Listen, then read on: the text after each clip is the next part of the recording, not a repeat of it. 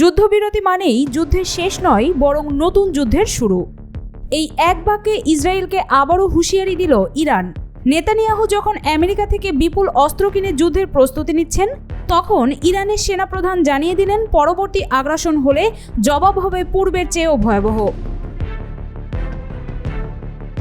ইরানের সশস্ত্র বাহিনীর প্রধান major general Abdur Rahim Musavi এক ঘোষণায় বলেন, ইসরায়েল যে লক্ষ্য নিয়ে ইরানে আগ্রাসন চালিয়েছিল তার একটিও পূরণ হয়নি।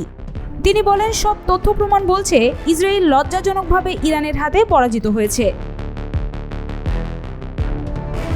মুসাভিরের দাবি, পশ্চিমা শক্তির মূল লক্ষ্য ছিল ইসলামী প্রজাতন্ত্রের শাসন কাঠামোকে ভেঙে দেয়া এবং ইরানকে খণ্ড বিখণ্ড করা। বান্ডেল থাকলে প্রতি সেনমানিতে টাকা বাঁচবে। বিকাশ সেনমানি বান্ডেল কিনে জিতুন প্রতি লেনদেনে। পারমাণবিক ইস্যু ছিল শুধু একটি অজুহাত, কিন্তু ইরানি জনগণ এবং সেনাবাহিনীর ঐক্য সেই পরিকল্পনাকে সম্পূর্ণ ব্যর্থ করে দিয়েছে। ইরান ইসরায়েল 12 দিনের যুদ্ধ শেষে যুক্তরাষ্ট্র ও কাতারের মধ্যস্থতায় যে যুদ্ধবিরতি কার্যকর হয়, সেটি যে ইসরায়েলের কৌশলগত পিছু হটা তা স্পষ্ট করে বলেন ইরানি সেনাপ্রধান। তার ভাষায়, ইসরায়েলিরাই যুদ্ধবিরতির অনুরোধ করেছিল, তারা সাময়িকভাবে নিজেদের গুছিয়ে নিচ্ছে, তবে আবার যদি কোনো ভুল করে আমরা আগের চেয়েও ভয়াবহ প্রতিশোধ নেব। তিনি আরও বলেন, যুদ্ধ যদি আবার শুরু হয় এবং দীর্ঘায়িত হয়, তাহলে তারা এমন সব ইরানি সামরিক শক্তির মুখোমুখি হবে যা এখনও ব্যবহার করা হয়নি। এই বক্তব্যের প্রতিধ্বনি মিলেছে ইরানের সর্বোচ্চ নেতা উপদেষ্টা আলী লারিজানির কণ্ঠেও। তিনি সরাসরি অভিযোগ করেছেন, ইসরায়েল ও যুক্তরাষ্ট্র মিলে কেবল 3 শাখার নেতাদের নয়, বরং আয়াতুল্লাহ খামেনিকেও হত্যার পরিকল্পনা করেছিল।